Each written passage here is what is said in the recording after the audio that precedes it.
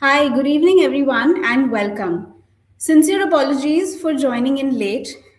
We had some technical difficulties that we faced, but I'm happy to be here with all of y'all. It's wonderful to see so many of y'all that have joined in today for this Cipla Ascend live session.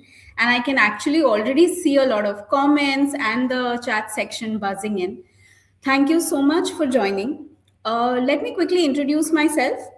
So I'm Preeti Sequera and I lead employer branding and campus programs portfolio at Cipla and I'll be your host today.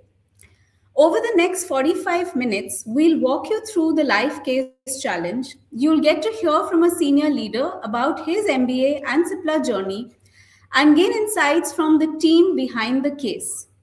Along the way, you'll also get a glimpse into what makes Cipla a unique place to learn, grow, and create meaningful impact.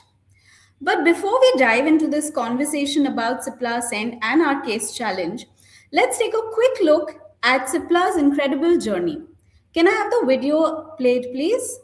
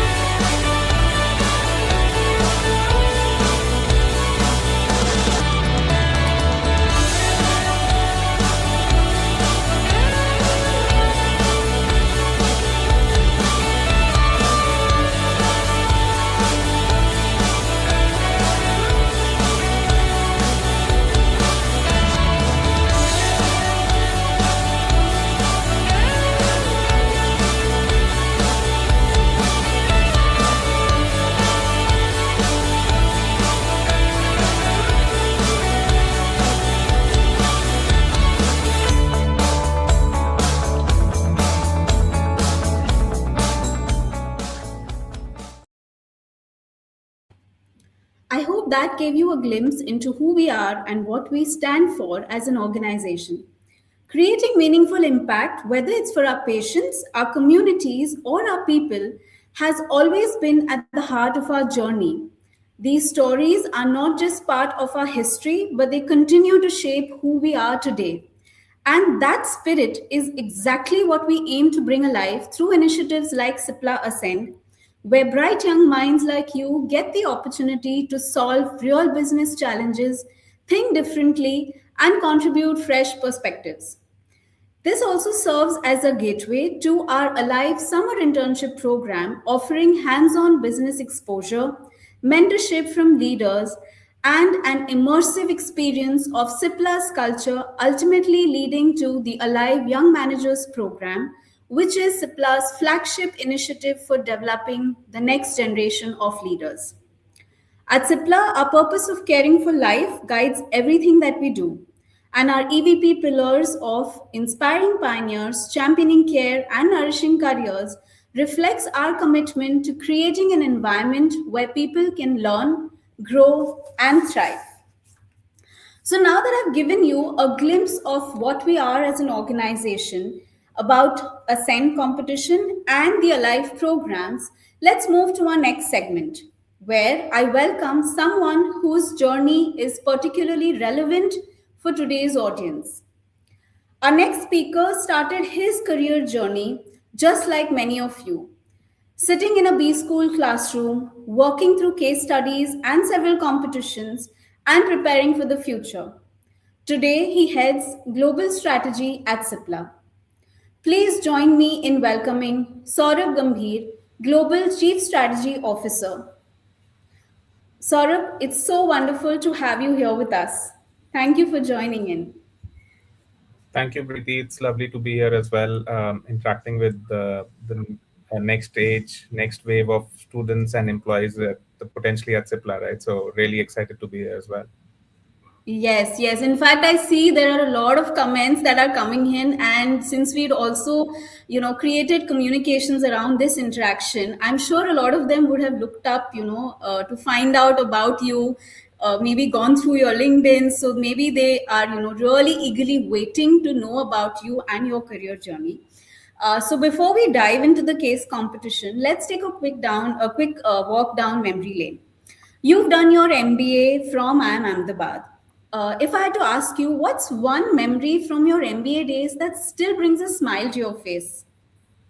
Yeah, I think couple, right? And I think people who've been at IMA would relate quite a lot to this. So we have something called back as a subject in IMA, and during our classes, we used to have very famous or infamous rather, we used to call it back run, which is essentially saying that people have to run to do their submissions, right? So it was crazy amount of night outs and then obviously all the fun around it and stuff. But at the end of the day, it always ended up with students rushing to reach at either at 10:59:59 to do their submissions, or just running to kind of be there on the shared drive at 10:59:59, right? So that really still brings a smile to, I think, most of my batchmates from our college. The other one was surprise quizzes. I really remember vividly. There was one of those days where, and we used to start at 8:45 in during our day. So we started 8:45. There was a quiz, one gap in lecture, another quiz, and at 2:30 another surprise quiz. Right. So it was like back to back to back. It was like a nightmare during those days. But yeah, that's a very vivid memory to me. So yeah, those two instances I would say. Wow, those are wonderful memories, and I'm sure as you spoke about them, brought back a lot of nostalgia for you. Yeah. Based building on this experience, I'd love to get your perspective on what truly matters for students during those formative years. So, looking back at your MBA journey, what's one thing every student should make the most of, and one thing they shouldn't spend too much time worrying about? Yeah, I think key two three key things, right? One is in terms of when we look at our MBA journey, we worry a lot in terms of what kind of placements we are going to get, where are we going to go. I think the definition of the right opportunity needs to be kind of crystallized in each student's mind in terms of what they see as the right opportunity, and everyone for their own, right, in terms of saying that whether it is marketing, operations, finance, MBA, consulting. I clearly again remember with the Placecom days, it was always about running behind, let's say, a big investment banking or M&A profiles or consulting profiles. I think what's your calling, you should go behind that, because that really will take you forward in terms of where you end up in your careers. So that's one I would say. The other one is in terms of how do you make the most of your time during your 2 years at MBA, right? And I think just learning and interacting with people from different backgrounds, the privilege that you get in any MBA, good MBA college and across is the diverse batches that you get to interact with a lot of people, right? So I think just learning from every aspect of uh, from each other, right, in terms of really helps and goes a long way, because the perspectives bring very different, being very different from people from different aspects of life. And what you're learning there in MBA is essentially look at a problem from different sides, right? Not just, there's no one right solution. Um, Till a particular point in time, we always think from a, I would, if I can put it like that, right? A vertical window. It's an HR problem, it's a finance problem, it's a marketing problem, it's an ops problem. It's actually all of the above, right? And can you get different perspectives on saying that? How would I look at it from a particular functional lens versus a cross-functional lens? So I think those two would be my top two picks in terms of what you can take from your MBA days. Okay. No, I think great advice, and it's really valuable, especially for the students here because they are starting out, and I'm sure this is going to help them. So now let's do a little bit of a fast forward from campus corridors to corporate boardrooms. You have had an incredible career journey right from the time that you would have passed out from IIM Ahmedabad to Cipla. So we'd like to know from you, Saurabh, what has your journey been like and what brought you to Cipla?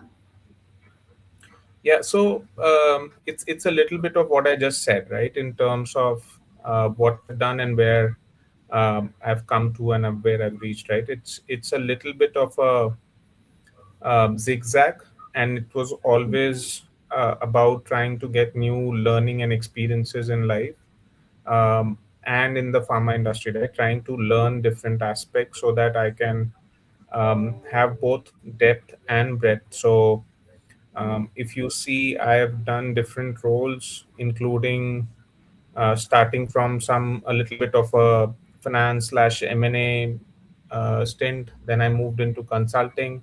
Then I set up a private equity due diligence desk for a consulting company. Then I moved into strategy. Then I became a BU head in a pharma parlance for roughly 5 years. Then I moved back into strategy, then did some bit of it. Then I was a cluster head, and now I'm heading global strategy M&A, right, from that perspective. And the common theme is, where do I get the most learning? Because the idea is, if you know what works, uh, in ops, you can basically design and define strategies for the company.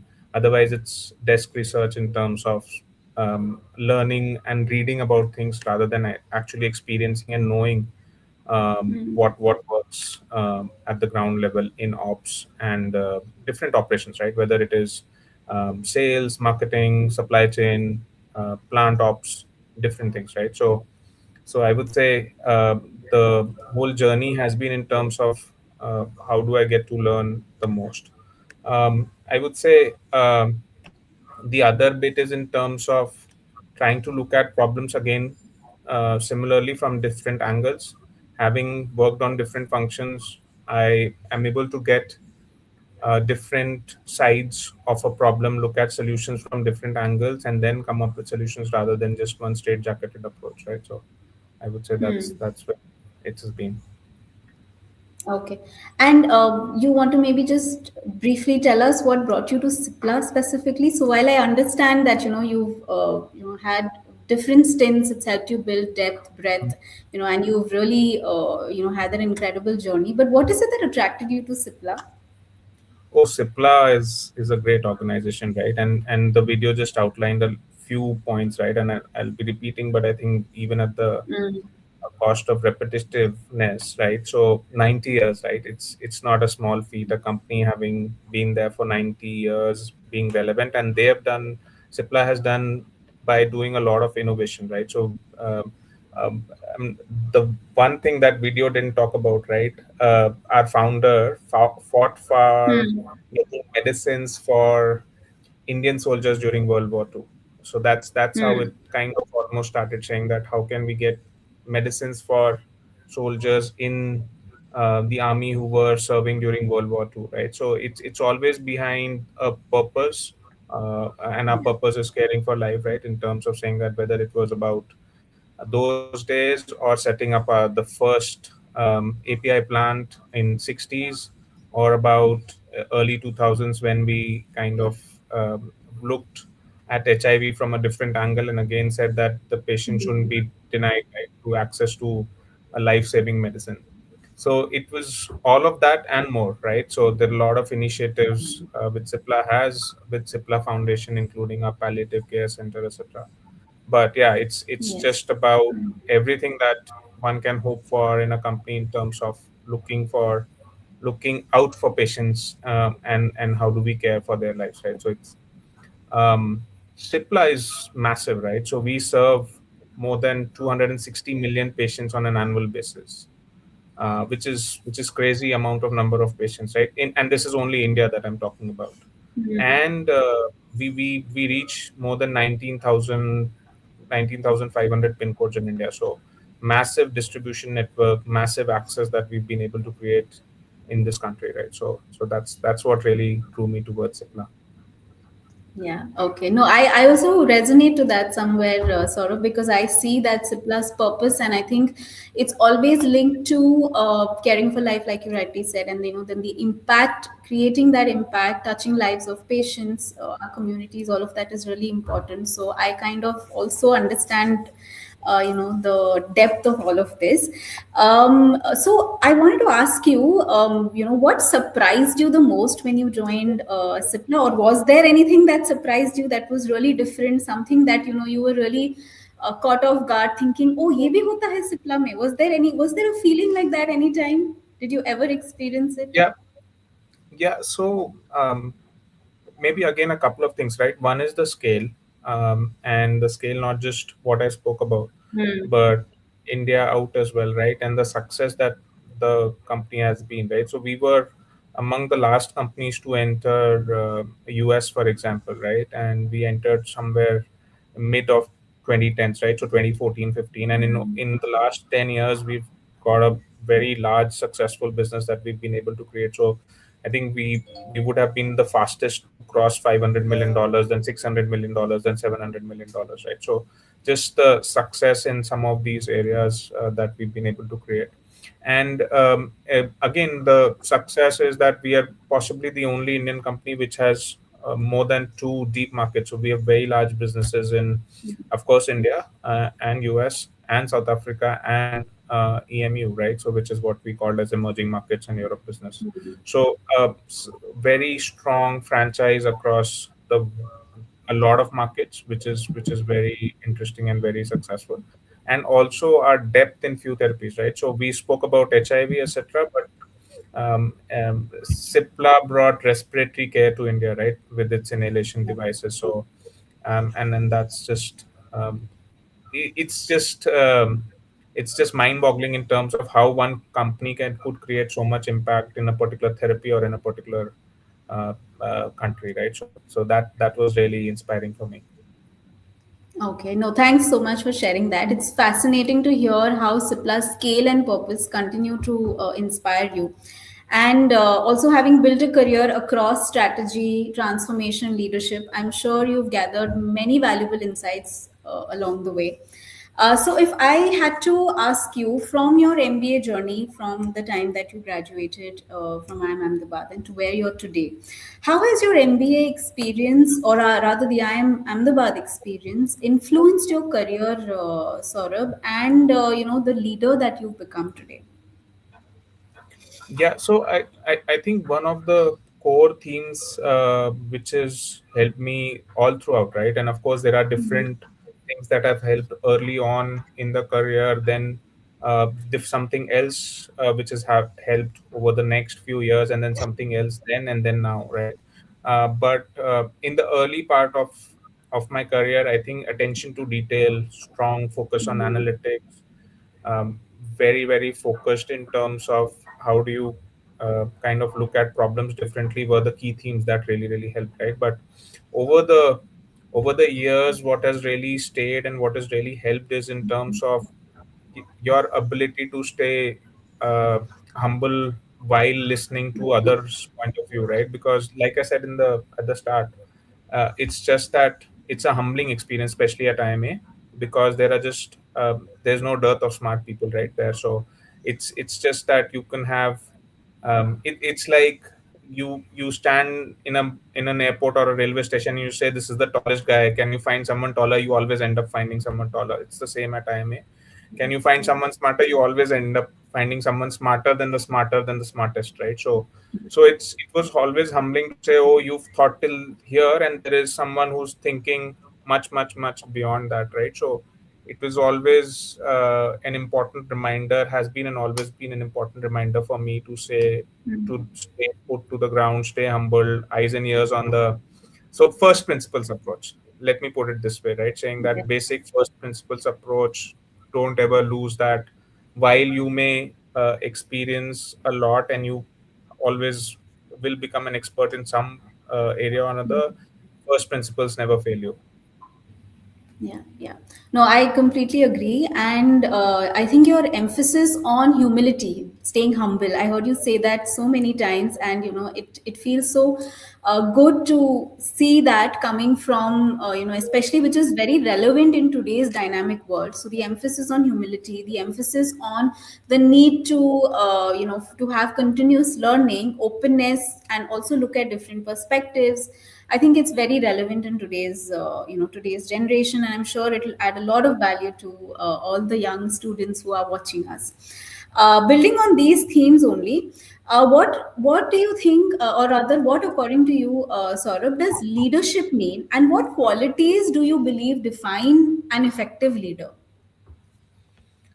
Yeah. So I think again, leadership is slightly different for everyone in terms of how they look at it and how they kind of.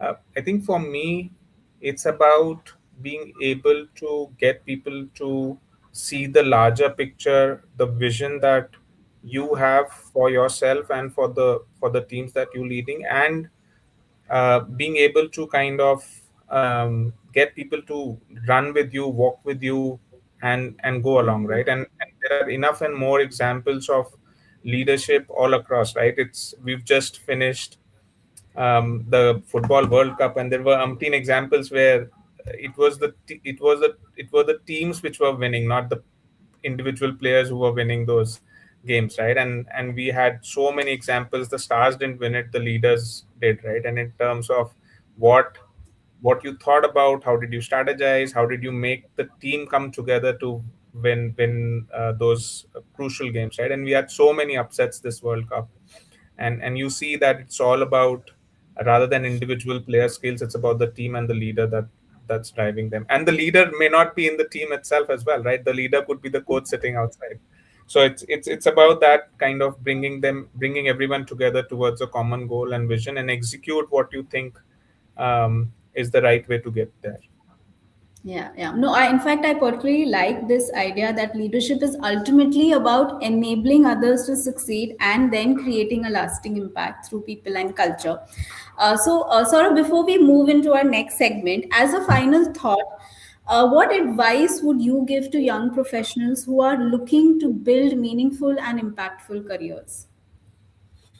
See, I have a little bit of a bias, but anyways, it's I would still call it out, right? My bias is that um, the depth in a particular area will always go a very long way. So an Hmm. experience in operations, a longish stint, like not a 2 month, 3 month, right? So a longish stint in ops, and whichever ops, right, doesn't really matter. will always give an edge to that person, right? What I mean is, it could be sales, it could be marketing, it could be plant ops, it could be supply chain. That stint will give an edge in your understanding of operations and how actually a company works with nuts and bolts, right?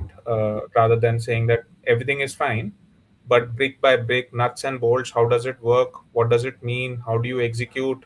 How do you win in the marketplace, right? Versus versus something there on desktops, computers, etc. Right? So I would say get a longish ops experience as and when you can, so that will go a long way.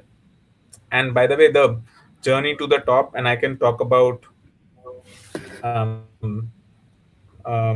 my experience, but if you want to look up Achin, who's the global CEO of Cipla, his journey, again, a lot of um, different roles, profiles, etc. And I'm sure a lot of people with who are at the top will have a lot of different experiences, right? So just look up some of these profiles.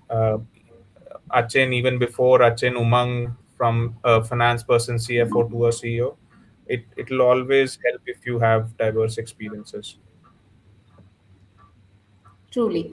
So thank you so much, Saurabh, for your experiences, for sharing these perspectives with us. I'm sure the students joining us today have found your journey and all the advice and insights shared both inspiring and valuable as they think about their own career paths.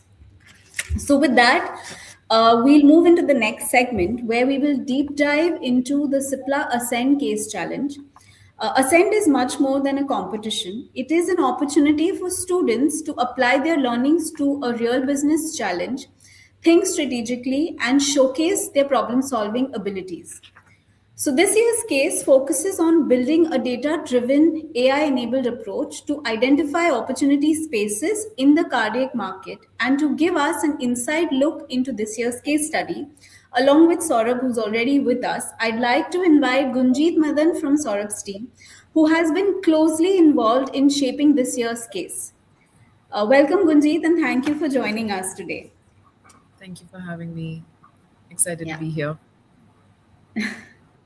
So actually, I think the students are all waiting, and I still see there's a lot of buzzing that's happening on the chat. I'm sure they, will have a lot of questions, and we'll try to take that once we're done with this segment. But before we get into the details of the case, I would like to understand from you, Saurabh, what makes this year's Ascend case particularly exciting and relevant for students, and what was the thought behind selecting a case like this?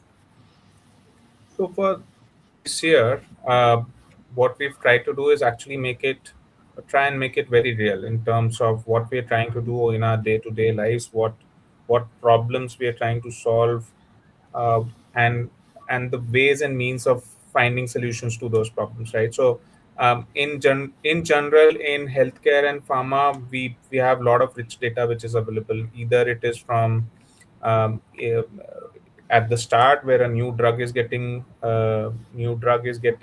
discovered, to even commercialization, right? Even after commercialization, we get almost now, in this day and age, daily data from a lot of sources, right? In terms of whether it is prescription, whether it is sales data, etc., right? But having said that, there are still problems in terms of how do you win in the marketplace, whether you get solutions from new therapeutic windows, new drug windows, or new go-to-market plans, right? So the idea was to make it real in terms of the real opportunities that we are doing. So what we tried to do was also put in terms of what solution and the way we are trying to devise a solution. So we wanted to make it AI enabled, so that how we are moving in Cipla, we are trying to ask the participants to move along with us, right? In terms of finding solutions using technology rather than just traditional ways of getting to solutions with data analysis, right? So that's the idea. Thank you, Saurabh, for sharing that. I think it's very clear that this case goes beyond analyzing historical data and also challenges our participants to think about the future through the lens of AI, business strategy, and evolving healthcare needs. So, building on that, now let's get a little closer to the heart of the challenge itself. So, without giving away too much, what are the key business questions participants should focus on solving? Gunji, would you like to take that question? Yeah, for sure. So I think at the core, this case, as you mentioned, it isn't really about just using historical data. We have given participants a historical data set. It's also about building an AI agent, which will also take into account the changes that are happening in the pharma landscape and how we're currently operating in an environment of uncertainty. So if you really look at what is going on in pharma today, we have multiple patent, we have a patent cliff coming. Big pharma companies are taking a relook at their pipelines. And so, similarly, we are also thinking of our strategy for the coming years, particularly in this case, the India market. So, really contextualizing the problem in light of these external trends, the historical information, as well as the tools you have at hand, which in this case you have AI, which is really powerful, which can do a lot of this for you. I think uh, using that to then solve some of these strategic or make some of these strategic choices will be important. I'm not sure if Saurabh has anything to add, but yeah, would I think he would also have a view on that. No, no, this is good, Gunjit. You covered it well. That's a great thought. Thank you so much for sharing that. I think this reinforces that this competition is less about finding the perfect answer and more about demonstrating sound judgment, strategic thinking, and the ability to make decisions under uncertainty. So, with that in mind, let's talk about what would distinguish a good submission from an outstanding one. And are there any common mistakes that teams should avoid while preparing their submissions? I'll open this question to both of y'all. Maybe y'all want to share your perspectives on that. Saurabh, do you want to go first? Yeah, okay, sure. So, see, what I would say is don't think that the agent that you're making is the solution, right? It's treat it as a decision support. So it's about saying that whatever would have taken you earlier days and weeks of efforts is there now in a matter of few minutes or hours, but that's not the end. You have to think beyond that to use that to get to your um, I want not say solutions, but in terms of decisions and the options that you're trying to choose or suggest, etc. Right? In terms of doing that, the other thing would be what we've done in this case is given an example. The idea is to use that for much more beyond that, right? In terms of look at other than cardiology, for example, in this case, to kind of get to that. Last but not the least, I think context is very important. You need to kind of think about cardiology as a therapy in this case, and we've chosen cardiology, so I'm hopping on that. But cardiology as a therapy and cardiac patients as two different segments, right? So a cardiac patient will have may have diabetes, could have gastrointestinal issues, could have multiple other things, right? So one is cardiac as a therapy, second is cardiology as cardiac patients as a segment, right? So think about it from both perspectives, and then think about how would you apply it for some other therapy, right? I agree. I think Saurabh has some great points. I think considering patients is a great their comorbidities is a great addition to how you can sort of really make your recommendation really rich. I would say it's also about the only thing I would have to add is that it's also about strategies, not only about the choices you make, but about the choices you also choose not to make. So, what choices do you think would not serve Cipla? Really taking into account our right to win, a strategic fit with our current portfolio. Um, would be very important because these are some of the considerations that we make while we are sort of making these decisions. Yeah, and and like Saurabh said, using the AI agent to form your recommendation would be the wrong way to go about it. It'll definitely help, but pushing it, challenging it. validating some of your own assumptions will be really critical in arriving at a really strong, rich recommendation. Thanks. Thank you for that advice. Actually, I particularly like the point about treating AI as an enabler rather than a substitute for critical thinking. I think that's a very important aspect that really stood out for me. So, thank you for sharing that. As we nearly end this discussion, one last question that I have, regarding this entire case challenge is that if you could give one piece of advice to every participating team, what would that be? So maybe I'll start with you, Saurabh, and then Gunjit, you can also add in. Yeah, I think we've covered it almost, right? Just don't restrict yourself to a particular, right now, there's a data set which has been given for you to guide to make it real, right? Versus just giving something which is not relevant. So the idea is to make it real, and hence the expectation is to kind of see come up with real solutions and real insights that you're looking at. And I would say just look beyond what is there in the data. And I would urge you to bring different data sets together, whether it is public. For example, in respiratory, we talk a lot about the AQI index, right? Because that determines in terms of how the season is going to be, and hence it determines what kind of an uptake in a particular therapy in respiratory would be during a particular year. So, right, even for cardiology, look at external factors, could be diagnostics, could be, for example, in today's world, last year has been very different, which is very relevant. For example, cardiology, what's the impact of GLP-1 drugs? And people may not relate to GLP-1, but what's the impact of Wegovy and Monjaro, right? Those are GLP-1 drugs, right? So that could have a very different impact on the outcome that you are trying to address, and which would definitely not be there in the data, right? So just to kind of put it in perspective, data set is to help you understand, guide you, and also make you understand and give you insights. But also don't forget to use interesting things which are outside this particular data sets but available publicly. Gunjit, anything you would like to kind of add? No, no, I think Saurabh gave great advice. I have nothing to add on to that. Okay, okay. So thank you so much, Saurabh and Gunji. Those are incredible pointers for everyone participating this year. If there's one message I think that stands out, it is to stay focused on the business problem, think beyond the obvious, and use AI as a tool to enhance, not replace, strategic thinking.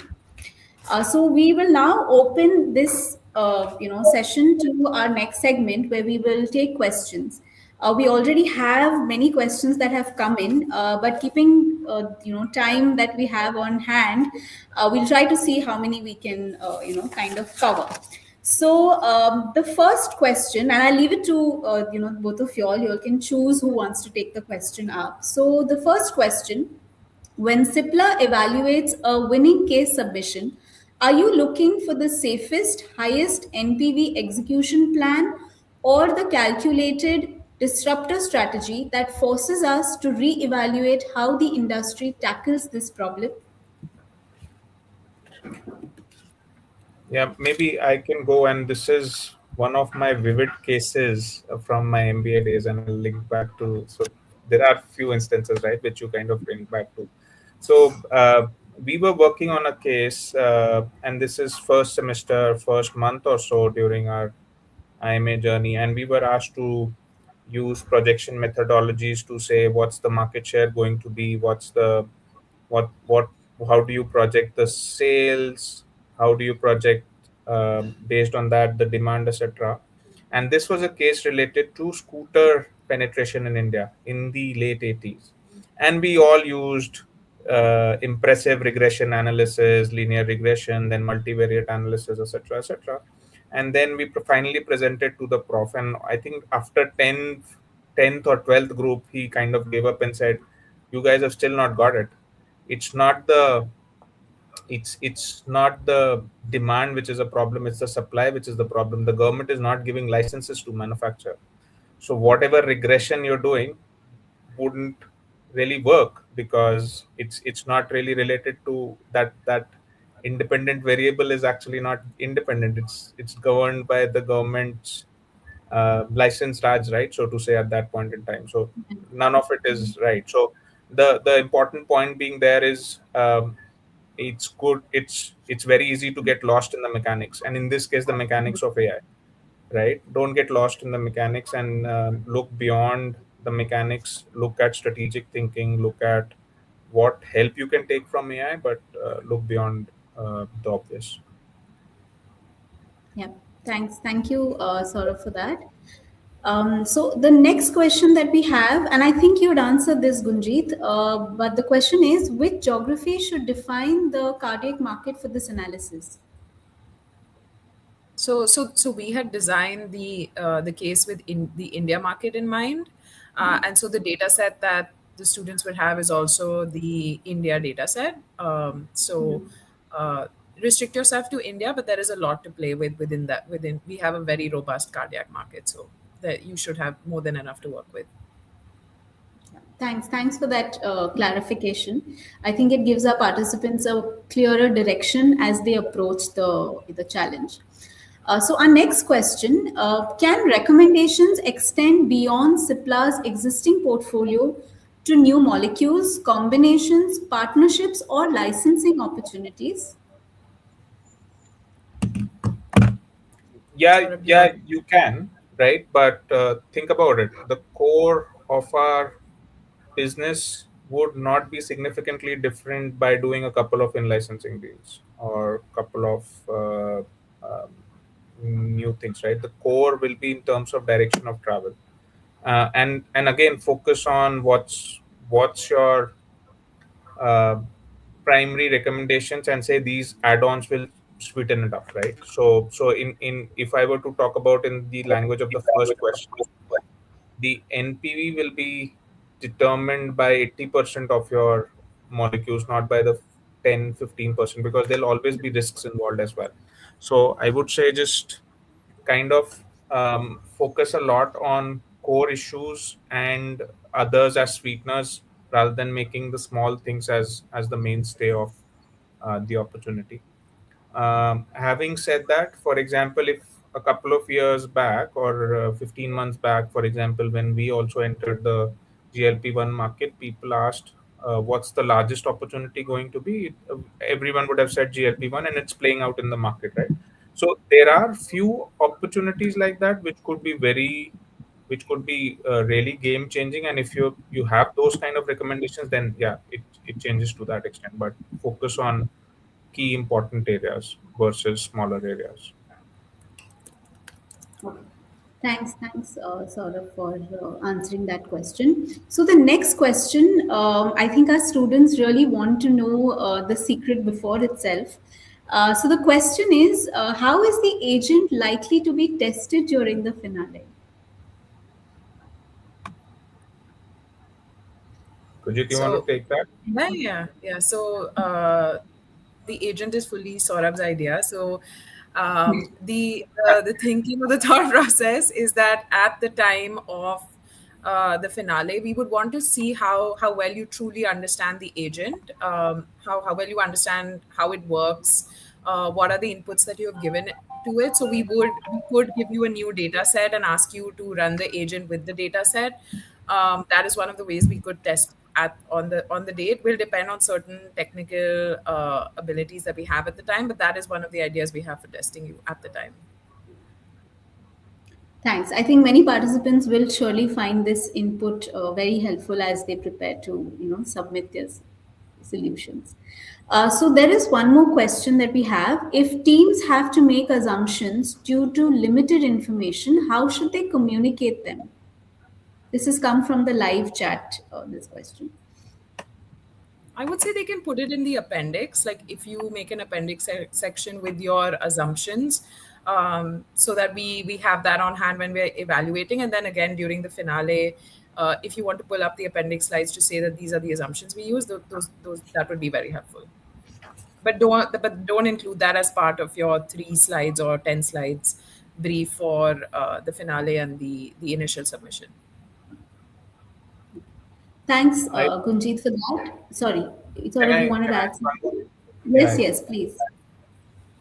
See, the AI and the agentic world also has this problem of hallucination, right? Which means that something they create which doesn't exist in the real world, right? So, if there are assumptions you're making, have a sense check of some of those assumptions, whether they can be real or close by assumptions because of lack of data versus made up data, right? Or the made up things from an AI agentic window, right?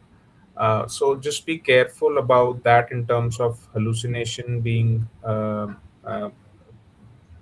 hallucination spoiling your analysis or your outputs, right? So I would say cross test, cross check, cross verify, push AI as well, saying that uh, uh, whether this is making sense, not making sense, right? So make assumptions, but you should have some logic of why that assumption. So, for example, today I can't make an assumption. In any therapy in India, the treatment rate is broadly 10 to 15%. It doesn't go beyond 10 to 15%. And uh, other than in acute therapies, like if someone has cancer, that has got much higher treatment rate because it's just life threatening, etc., right? But in any other therapy, for example, hypertension, less than 10% of prevalence is patients are on therapy. Diabetes, roughly 10% are on therapy.